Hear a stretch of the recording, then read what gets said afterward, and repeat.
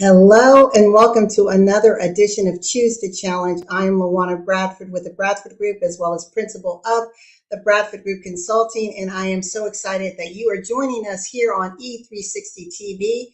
And to those of you that are viewing from our streaming audience on Facebook, Roku TV, Apple TV, or Samsung TV, welcome to Choose to Challenge.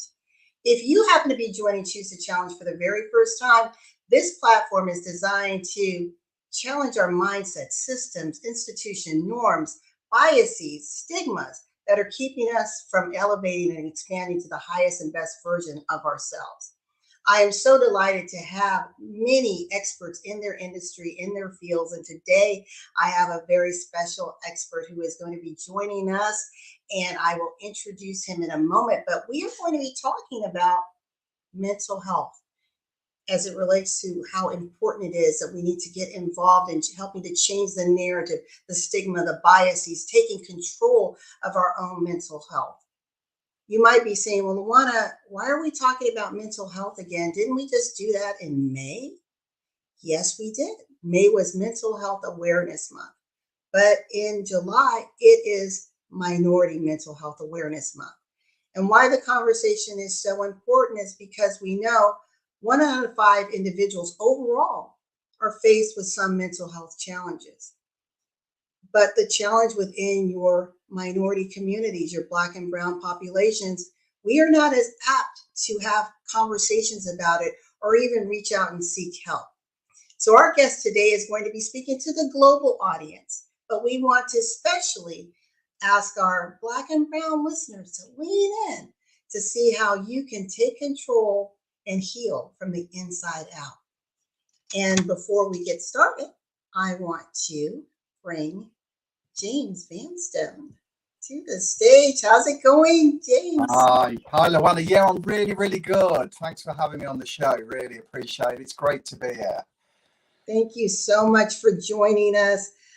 James, you are coming all the way from the UK. Okay, so I'm from a beautiful little small town called Tamworth. That's in central England. It's near Birmingham. A lovely little old town, which began in the 5th century AD with a lovely castle on the top of a hill. And I've lived here all my life. And yeah, I love it here. It's awesome. Fantastic. We're getting just a little bit of feed, but hopefully it won't be too bad. So to tell the audience a little bit about you, you are a mental health expert. You are a coach. You are a mentor and a teacher as it relates to helping people not only to embrace and love themselves, but to become more expansive so they can live the best life possible. You are a hypnotherapist and a healer, and you help individuals tap into their unlimited potential.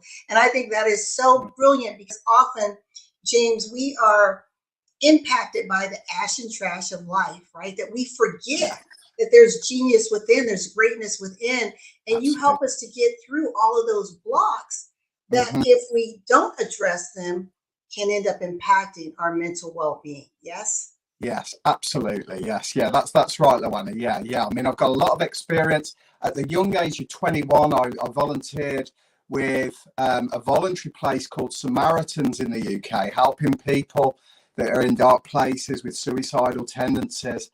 Then I developed and went into counselling and psychotherapy on what we call the NHS, the National Health Service that we've got in the UK. And that through that, then I progressed into hypnotherapy and healing. And that's where I am today. Yeah, I'm really passionate about helping people to heal themselves. I love that. And I just want to let individuals know this episode, it's for infotainment purposes only. We are not trying to diagnose or treat any diseases or illness. And if for those of you watching in the US, if you have any concerns, we have the suicide prevention hotline here that you see it below, as well as you can call the national hotline at 988. We know every nation has such hotlines. So please, if you're in that crisis mode, you're not alone. Don't struggle alone. Reach out, call for help, and someone will be there to give you the support that you need. So James, let's talk about your platform, because I want the audience to first understand, kind of before we get into the what you do, what is hypnotherapy, right? We hear all these buzzwords, but most people don't. Yeah. What is it? So hypnotherapy then, LaWanna, it's a form of talking therapy whereby the therapist does the talking, and we take you into a state of hypnosis. Now, hypnosis, very, very difficult to understand exactly what it is, but a simple way of putting it is we're all hypnotized from a young age. We're hypnotized into our values and beliefs about the world. And so as a hypnotherapist, I'm actually unhypnotizing you from a lot of the negativity that people bring onto themselves through fear, through irrational fears and thoughts, and unwanted feelings and phobias and addictions, and anything really which is fear-based, where confidence and self-esteem are lacking. Now, when you talk, and I love how you put that. You said that, and some people get a little fearful, like, oh my gosh, hypnosis. But you mentioned that we are literally hypnotized, right? We're these Yeah, sponges, and we have these impressions that are coming into us. yes, Some most of the time unconsciously, that shape who we are, shape our value system, how we yeah, show up, how we respond to the world. And that is in and of itself a form of hypnosis. Yes. yeah, it Tapping into that. absolutely is. Yeah, it Yeah. absolutely is. Right. Did you know that as adults, we think between 60 and 80,000 thoughts each and every day, and 95 of those thoughts, they're done on autopilot. So in other words, our subconscious mind is doing most of that thinking. Now, a lot of the time, unfortunately, a lot of those thoughts are negative thoughts which are holding us back from being happier, from having more satisfying lives, and being free from limitations and horrible thoughts. Wow, that's amazing. So we have 60 to 90,000 thoughts running in our head. Yeah, And as you said, most of them are unconscious, and then most of them are negative. yeah, That's yeah. that's frightening. Yeah, it is very frightening. Yeah. And, that negativity can come from when we're younger. Something really negative may have happened. We might not have been loved very well by mum and dad, or we might have had a teacher who was a bully, or kids that were bullying us. And at that young age, we suppressed that and we just carried on and tried to forget about it. But then unfortunately, it's all pulling on our positive energy as we're developing into adulthood. So a lot of the time we can be full of fear in different situations without actually being aware that, wow, this got triggered from something from when we were younger that we can't even remember. And it's interesting. And you're right. Children we always say children are so resilient, right? Yeah, But they have the ability, as you mentioned, to repress things because the body and the mind wants to protect itself. So it yes, insulates itself in this very unique way. Yet mm, as we grow to adulthood, then we're yes, having all these issues and we're wondering where is it stemming from? But there's something that's been buried so deep, yeah, right? yeah. That's Yeah, really, really, really deep, and it's holding us back. And then we lack in confidence and self-esteem. Then, like socially, and then obviously other people. Then, as we come into adulthood, other people can dislike us, and we don't get on with everybody else. And then that's just one big reminder on our subconscious pattern from when we were younger, to be full of fear and to hold ourselves back and to go into panic mode and survival mode, which is our natural instinctive mode, where we live in a sense of fear all the time. let's talk about that for a moment. I'd like you to Sure. unpackage the fear component because Yeah. especially I think individuals who are those type A high achievers, they're running in Mm. a place of high anxiety and stress, but yet they justify it. I mean, I was there.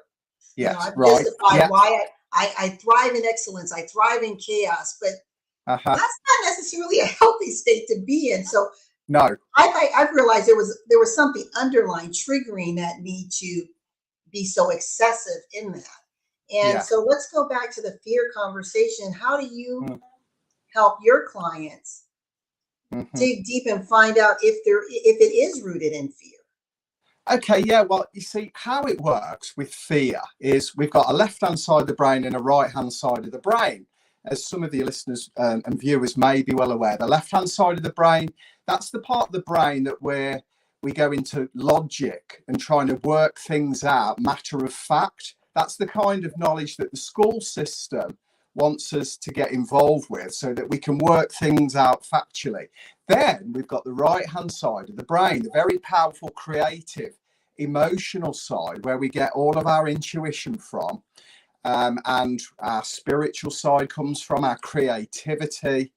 And so what happens is, a lot of the time when we're in fear mode, we try and rationalize, we try and come up with the facts, but our emotional brain overrides all of the rational side, and then we're left with all these fear-based problems that we've got no idea why we do it. So, you know, we want to lose weight and we end up reaching for that chocolate, and we don't know why we keep doing it, because we know we want to lose weight, but then our emotional side comes in, and before we know it, we're feeding ourselves with that chocolate again, which is our emotional side.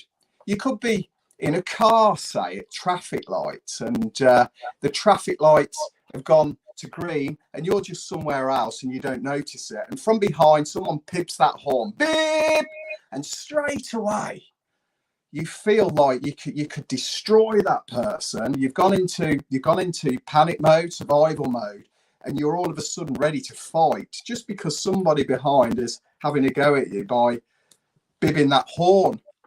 And again, we've got no rational reason to want to get physical with that person, but our emotional side, our survival instinctive side, has overridden our rational side. So I guess what I'm trying to get towards is all of our fears and all of that, it's very rarely rational. And the reason why it's irrational is because it's our emotional side, our right-hand side of the brain. And that is where hypnotherapy comes in, because what we're doing, we're taking you into calm, relaxed states. We've got different brain wave states. We've got the alpha state and the theta state, where we're slowing the brain waves down and we're getting into a really calm, relaxed state. And then we're getting you to close the eyes, and then we're just using positive suggestions and getting you to go into nice, tranquil, scenic places while we give you positive, loving suggestions to overcome that negativity that's already holding you back. I hope that explains it in a nutshell. No, it does. So, as you mentioned to our audience, we have the left side, which is the logic, the rational side. The right side is the creative, our intuition. You know, I like to call that's like the God zone there. Yes, the God zone, yeah. But then we have that third part, that reptilian brain, that fight or flight, right? Yeah. That jumps in. How do we create from a mental health a harmonious brain, if that makes sense? You know, where it's, and I understand the fight and flight. You know, our body, we're equipped to want to survive or to flee harm. Yes. But when that harm is being triggered by those repressed thoughts, can you walk through, how do you even know the thoughts are there? Because if I don't know what I don't know, how do I come to you and even explain the experience that I don't know is there that needs to be changed? Are you following me?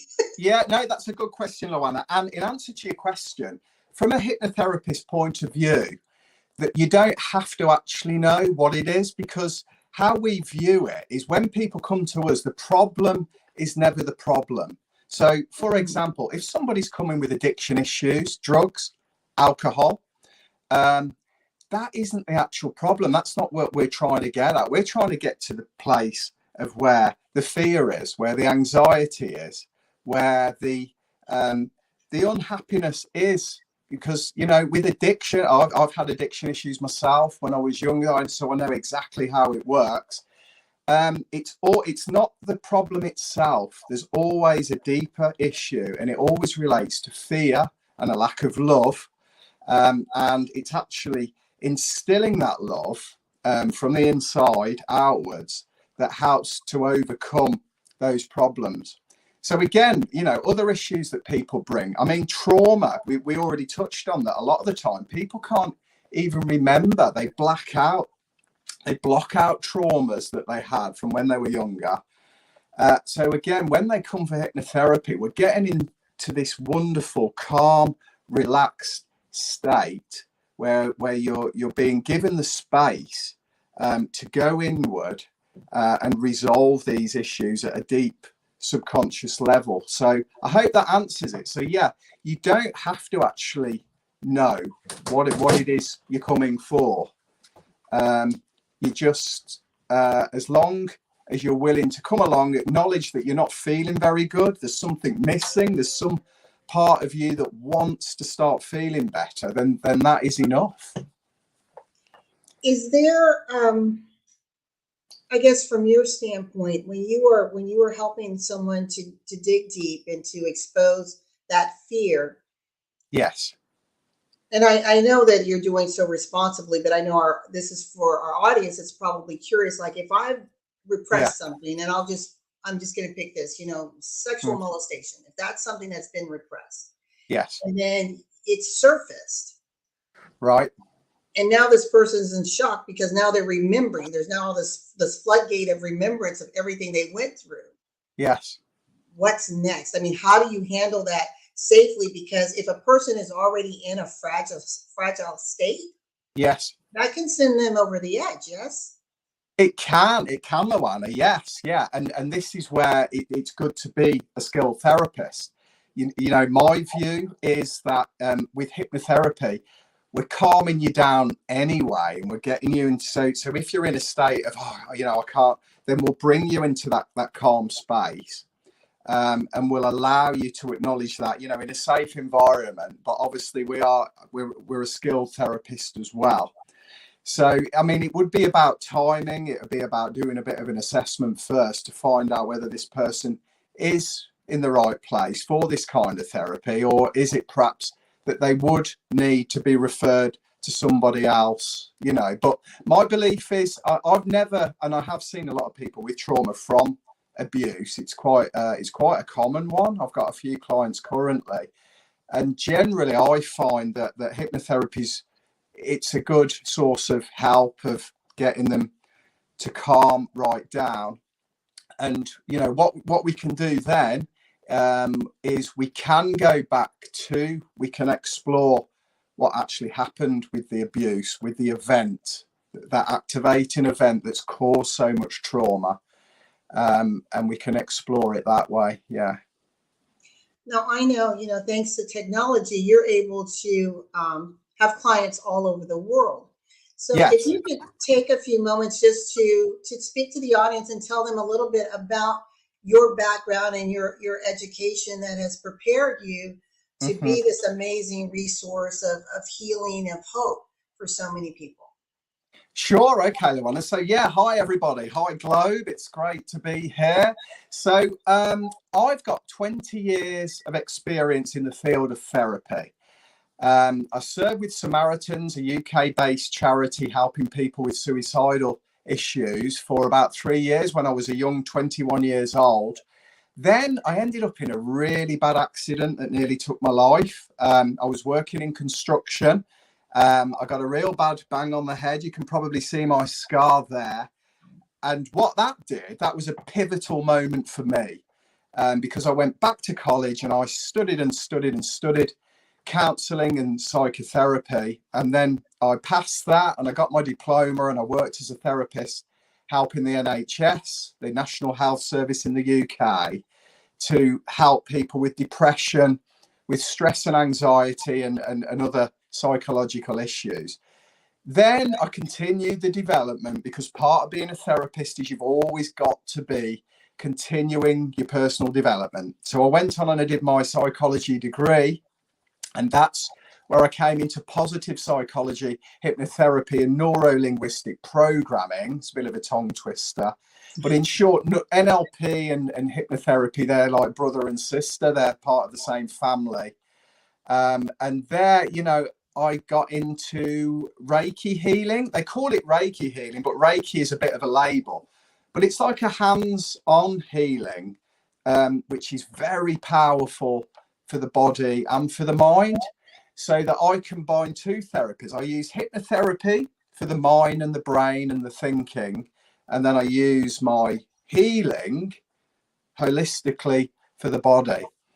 And so one of my key interests from when I did my degree was neuropsychology, which is the big thing now. We're so lucky to be able to now understand the brain by looking at thermal imaging and understanding what's actually going on in this coconut of ours, and getting to understand the impact that trauma and other things have on the brain, and some of the benefits that we can get by using different strategies. So one example that I love using when I do my mental wellness training with people is using gratitude. There's been a lot of research done on gratitude over the last few years, how easy it is to go into a gratitude state using appreciation and meditating. And when I say meditating, that can sound daunting to a lot of people. But in fact, we're talking 5 to 7 minutes every morning or evening, whatever time you jump out of bed, before you do anything else, before you look at TikTok or Facebook or anything like that. Don't bother with the phone. Just go and sit down in quiet contemplation of meditation and gratitude for about 7 minutes. And the results, and neuroscience has shown us this, is phenomenal. So yes, there we go. Yeah, I was when you were talking about the neuroscience, neuropsychology. Yes. Here, I don't know if you are familiar with Dr. Daniel Amen with the Amen clinics. Amen. Yes. Yeah. Yeah, he's here in the U.S. Based in Atlanta in several centers. And Wow. I know whenever I see him on a public broadcasting station, Yeah. I just stop and listen, and just it's so amazing. Like you said, the thermal imprints of the brain that he does to help you understand the trauma, and then when you go through this healing process, seeing the post imaging is quite amazing. Yeah, it is, LaWanna. It's absolutely amazing. And you know, this is the beauty of it. We've got the traditional yoga and Chinese things which go back centuries and centuries and centuries, and now neuroscience is actually reinforcing that all of this stuff actually does work. It's very, very good for us. And you know, I mean, between 700 and 800,000 people committed suicide last year on this globe. Nearly 46,000 in the US alone took their lives. And so we've actually got some hope now that we've got this neurotechnology, and we can start. We still know very little about the brain. If this was the brain, we only know a tiny bit about it still. So it's exciting because we're always learning new things. Yeah, it is very exciting because you're right. It's this complex machine, right? And to know that we are only using a fraction of it, but yet our understanding of even our usage of it is so limited. But it is growing, and I love how you're mentioning that the neuroscience work is validating centuries and centuries of practice. And one of the things is within Western society, we tend to focus on the medicating, right? Yeah. And I'd never want to rubbish medical science, but from my own experience and from what I see in a lot of my clients, I've seen no end of clients that have stopped taking antidepressants, and they've been into therapy and they've turned it around. They've begun an exercise routine. They've got into yoga. They've learned how to nurture themselves. They've learned how to get into meditation frequently. They've learned how to seek support from positive networks of peers and join groups. And, you know, I'm a personal believer that this, okay, sometimes perhaps combined with medication, but I believe in a holistic approach. So, you know, I can't say that medication, you should all throw it in the bin. I couldn't say that because I'm not qualified, but Right. I just think that perhaps it's only part of the puzzle, and there's a lot more that we can all be doing as well. Yeah, I totally agree. I suffered from chronic migraines from the age of Oh, yeah. 16 to probably around 45, 46 years old. Right, James, my migraines were so bad. right, My ER medical records were just like, stacks of encyclopedias. I right. I mean, I missed so many days of my life because I couldn't function. Hmm. I was literally, I felt like this medical guinea pig because back then, they didn't know a lot about migraines. So I literally was getting injections in my head. Oh, gosh, right, Yeah. yeah. Oh, So my, from that um, to all of the different, crazy medications that now yeah. they're controlled substances. Hmm. But Demerol was like nothing. I could go to the ER and I could tell them, again, this is before we started to really regulate the administration of drugs, but I could say, Yeah. okay, I want this cocktail. I need Hmm. X amount. I would tell the ER physician how many cc's of Demerol I needed Yeah, and give the other two drugs, and they would, right. you know. And so when we're talking about addictions, I had to Mm, really acknowledge within myself, because when you create a dependency on the medications, yeah. there is it is addiction. And I had Hmm. to pause and say, Luana, you are getting addicted to these drugs that put you in that quick, feel good, calm state. Yeah. And then as I studied more, I realized because my body was getting accustomed to that, it was Hmm. triggering the migraines so I could, Yeah. right? Yes. And Yeah. so I was Absolutely. like, wow, I had to sit in that and think, and that's why overdose is running rampant still. It's a major Yes. epidemic here in the United States, Yeah. and most people think of drug overdoses as, you've got a Mm, heroin addict or something like that. It's like, no, it's the prescription medications yeah. that are taking out so many lives. And Mm, I took it upon myself to say, because I kept asking um, my physicians, I'm like, what is causing mm, it? What is the trigger? Well, we don't know, yeah. but we've got to treat the pain. Mm, Okay, but there's something triggering these. And yes. so Yeah. I just began to do some heavy meditating and prayer, and just, Yeah. I don't have them anymore. So Hmm. all those Wow. years I was dependent on these crazy drugs, Yeah. Yeah. but now I don't have them. And when I talk to the physicians now, they're like, oh, well, it's just because, your body has changed. I'm like, no, Mm, there's something that was healed in me, yeah. Yeah. right? And that's what Exactly. you offer. Yeah. Yeah. That's right, LaWanna. And you know that yourself. You've got we've all got within us an amazing system that heals itself naturally. I mean, let's face it, we have. That's how we're all built. And I think you've hit the nail on the head. You know, we can heal without drugs, and drugs can then become the problem. They can cause the addiction. I mean, addiction is rampant, isn't it? And you know, it's all very well saying that these are prescription drugs, but addiction is addiction at the end of the day. And you, as well as many, I'm sure there's many people watching, me included, we are the living proof that we can heal without those drugs. And yeah, absolutely, that's where I come in. So the holistic healing that I offer, and the training, and the hypnotherapy is completely drug free. And it's just a means of using our own mind, our own body, our own internal resources to heal ourselves naturally. I love Yeah. that. You mentioned also about gratitude, and I was thinking about the Japanese scientist, is it Emoto, who did the Right. water experiment where he was speaking words of gratitude and love, and so Yeah. you had the crystallization, and then the others where there's Mm. just this, you're speaking not Yeah. healthy things, and it became dark and ugly. And Yes. when we think about our bodies Yeah. that are primarily comprised of water. At, you know, at the Yes. cellular level. Yeah, I'd like you to absolutely. just speak to that, how we have to be careful and guarded, not only what we're speaking outward, but what we're saying to ourselves inwardly, Yeah. right? Yeah, that's absolutely right. Because what we're speaking outward, yeah, is it's happening on the inside first of all.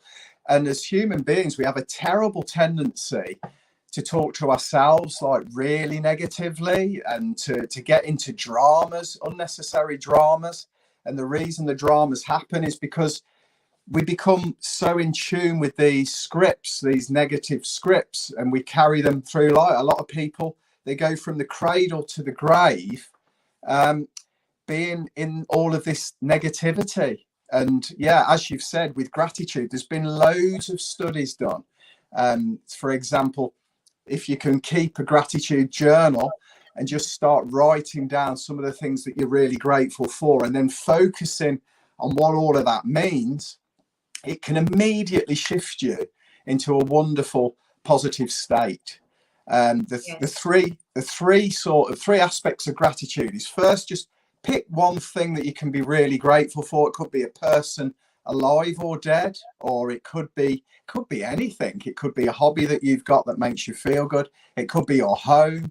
It could be a car. It could be anything really. And then really start to hone in and focus on all of the things that particular thing is doing, which is making you feel completely grateful. And then it's about the appreciation aspect, when you can come into a meditation state and really start focusing on bringing in a little bit of a smile and feeling those feelings of gratitude as they come into the body. That then is when you're creating a really powerful frequency, to the universe, to God, saying, wow, I'm in this grateful state, and I'm going to attract more and more of this. And that is the wonderful thing. Now, if we turn it on its head, the opposite of appreciation and gratitude, what would that probably be? Well, it would probably be dread, fear, worry. And let's face it, lots of us, we wake up in the morning and the first thoughts that come into our head are dreads about the day, people we've got to speak to, things we've got to do. Oh no. And as we're knowing about it, again, we're beating the drum of all this negativity. Oh no, I do not want this. I don't want this. I can't believe I've got to do this. And we're creating that frequency, and then we're bringing more of that to ourselves as well. So gratitude, yes, LaWanna, yeah, very, very easy. It's one of the most easy things, no matter where we are on our journey, no matter what things we've got going on externally. Gratitude is a very simple form of meditation with great immediate results. I love these three steps. So, as you said, to pick one thing that you're grateful or thankful for, focus Yeah, on what it's doing for you. But I love this third yeah, step is when we pause and yeah, allow the feeling to yes, envelop the yeah, acknowledgement. That's yes. where the power is, Yeah, right? absolutely. That's where the power is. So, I'm going to think about my friend. I'm just going to think of a good friend. So, my friend Simon, who lives in France. Okay, I'm going to breathe in and I'm acknowledging. Now I'm closing my eyes, and now I'm thinking about all the good times we've had over the years. And I'm just thinking about the fun we have, the laughs we have when we get together. I'm thinking about some of the great things we've done together, the places we've been together. And now I can even add a smile. When I add a smile and I'm still, I've inhaled, I'm holding the breath. That then is really creating a powerful, powerful circuit of appreciation. So that's just one example. I was just picking a friend, Simon, but I could pick my pet cat. I could pick the forest that I love to go walking in. I could pick my mobile phone, which is good because I listen to lots of music on it. I could think of my piano that I love playing. There's so much, Yes. and there's so many. That's kind of one simple meditation that I use with clients on how to really feel those feelings of gratitude. I love that. And when you look at from some of the greatest philosophers to the greatest religious books that are out there, there's a lot of focus on gratitude. Yeah, Know there how to focus absolutely on is. being still and being grateful, being thankful. And Yeah, if we sometimes go back to the basics, we'd be yeah, amazed at what we can tap into to, like you said, heal ourselves and create a more expansive being that we were yes. intended to be. Yes. Yes, yeah, absolutely. Yeah, yeah. And you are right. Yeah. In a lot of the religions and a lot of the original texts, the Tao Te Ching, the Bible, of course, I think most of the religious books and faiths, yeah, there's a whole lot of gratitude in there for that reason. It's a very spiritual exercise, if you like. And I love what you're saying. So, to our listening audience, we are here with James Vanstone, who is just an amazing person. So gifted that our paths intersected, and he is coming to us to help us to understand how we can take control of our mental health. We know mental health matters, and from some simple practices such as gratitude, and getting involved in your holistic practices, creating sort of a balance, not being solely reliant on the medicines. We're not saying to give them up. We're not medical doctors here, but to really explore other options that may help you to get to that well state that you want to be in. And I think all of us desire that in our lives. Yeah, Yeah. yeah, absolutely, LaWanna. Yeah, yeah, I completely agree. And, I mean, one of the things as well, it's about starting to learn to love yourself first. So, in other words, putting yourself first, not in a horrible, selfish, egotistical way, but kind of thinking to yourself, like, my healthy thinking, my healthy feeling, my well being is paramount. It's the most important thing to me. The fact that I can be happy and at peace and joyful, that has got to be the most amazing thing first. Because if I'm then going out into the world, this joyful, positively emotive person who feels good in their own skin, then that's going to overflow. And I can be of service to others. I can help others. I can be somebody that others can come to feel good when they're in my presence. That kind of a thing. And I think, unfortunately, I'm not so sure about the US, but in the UK, sort of mental health, mental wellness, there's a bit of a stigma where in the UK we got this British stiff upper lip, as they call it. Oh, I'm all right. I'm fine. There's never anything wrong with me. Whereas actually everybody has got problems, right? We've all got problems. Everybody has. And okay, the tiers of society, there's different tiers and layers to society where there's a lot of inequality and things are very unfair. But generally, if we can start to come from a place of my well-being is the most important thing to me, my peace of mind, my feeling good, my happiness. This needs to be the first priority in life, and everything else then falls into line. I totally agree because you cannot pour from an empty cup. Yes, You exactly. just Yeah, you just can't. And yeah, I have a colleague, and I love this exercise that she did. She came from a very traumatic experience, and I call it the jar. So right. she had a Okay. jar that's empty, and she Yeah. says sometimes in life that's what you feel like, this empty jar. Hmm. But then she takes her gratitude. So when good things happen, she Yeah. writes them down and she starts filling this jar. Yeah. So this becomes her reserve that when those dark moments happen, because we all go through a journey, right?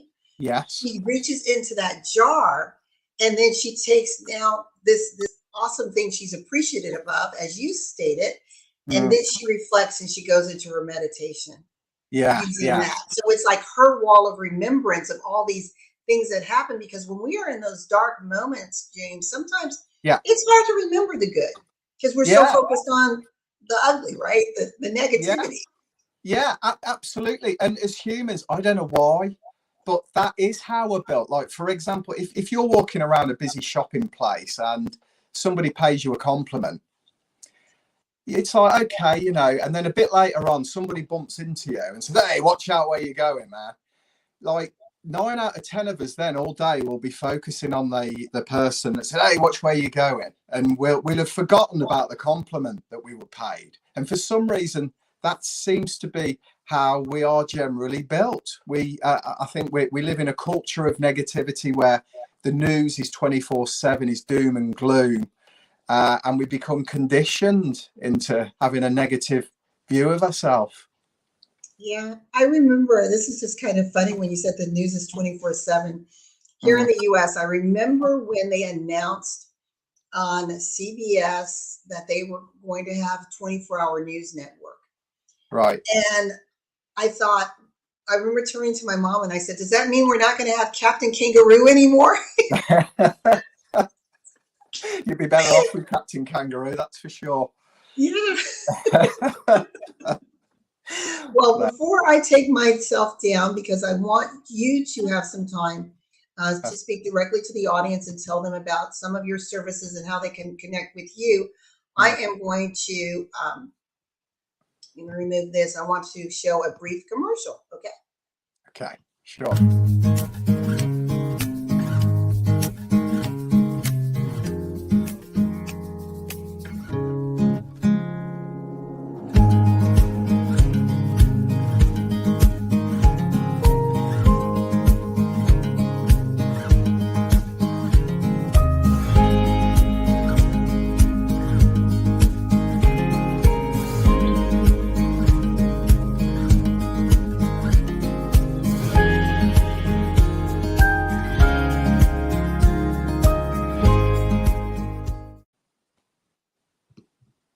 Okay, well, John, I want to take myself down to our viewing audience. This is the amazing, I'm sorry, saying John, James Vanstone. I apologize. That's okay, LaWanna, no worries. James Vanstone, and he's going to speak to you from his heart. And please reach out to him through his contact information that we have below. Make the connection, have a conversation. It doesn't help, helps to expand your awareness. And that at least is one step in the right direction. So take it away, James. Okay, thanks, LaWanna. So everybody, it's so great to be here and to reach out to you already. So my name is James Vanstone. If you can go onto my website, which is www.jamesvanstone.com. That's www.jamesvanstone.com. And there you can see the services that I provide. What I would love is if you can follow me on Facebook, JV Coaching. That's JV Coaching on Facebook. There you can follow me, and I'm putting on posts and other things. And on YouTube as well, JV Coaching on YouTube, where I'm putting out loads of free resources. So what I can offer to you is if you would like to give hypnotherapy a go, because I believe that hypnotherapy is so awesome. It's got so many healing benefits for you. It can show you how to lead a more satisfying life. Then please contact me. You can come in through my website, which is www.jamesvanstone.com. And you can email me. You can leave me a note on there.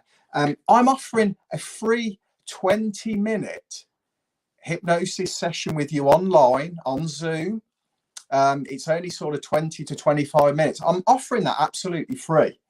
All I will ask in return from you is a rating. Yeah, if you can rate me and say how the experience was, that would be a massive help. Obviously, of course, though, it would be lovely to think I can then offer you a full hypnotherapy session or some mental wellness coaching, or, at the very least, you can sign up and join me on the platforms that I've mentioned. That's YouTube, JV Coaching, that's Facebook, JV Coaching, and then obviously the website.